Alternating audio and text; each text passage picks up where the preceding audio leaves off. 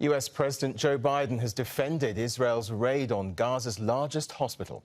He's repeated Israeli statements that Hamas had its headquarters beneath al-Shifa. But neither Israel nor the US has produced evidence to back up the claims. Here's the situation. You have a circumstance where the first war crime is being committed by Hamas by having their headquarters, their military, hidden under a hospital. And that's a fact. That's what's happened. Israel did not go in with a large number of troops, did not raid, did not rush everything down. They've gone in, and they've gone in with their soldiers carrying weapons, their guns. They were told, let me be precise.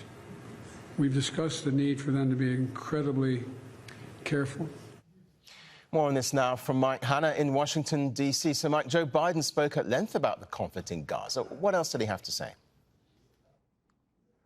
Yes, indeed, they're giving his version, or rather the Israeli version of events at Shifa, claiming that there were, in fact, fighters in place in that hospital without providing any evidence.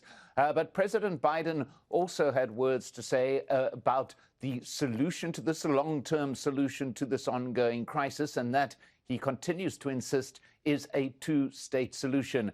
He also made very clear his belief that Israel needs to take caution in terms of its operations with regard to civilians, making these points that he has made repeatedly in recent days. But above all, though, supporting, it would appear, Israel in what it is doing. He says that the conflict will only end when Hamas loses its capacity, as he says, to kill Israelis. So here we're hearing from President Biden on a number of issues relating to the Gaza conflict, but importantly as well, repeating that mantra which has been recited by his administration in recent weeks, and that is, you've got to look to a way forward, and that is a two-state solution.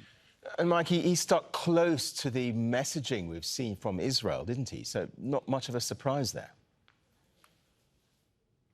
Yes, he does. He has, and members of his administration have been very close, as you put it, to that messaging coming from the Israelis, in particular, this example of the fact that he backs their allegation that there were militants, there were fighters within the al-Shifa hospital. Also, the way in which he describes how the soldiers went into that hospital. Once again, that is his version of events on the ground, and it's also the Israeli version.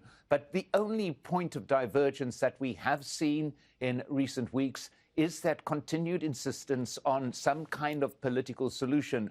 We heard from the Secretary of State reference to the day after, whatever that could mean, but that there has to be, even within this current crisis, there has to be some thought as to what happens in the future, and that has got to happen within the context of a two-state solution. Now, this is something that Prime Minister Netanyahu may find irksome. He has made very clear his opposition to having any form of interference from the United States in how the military conducts itself, or indeed how Israel sorts out its political issues. So there is that possible point of tension between President Biden and Prime Minister Netanyahu.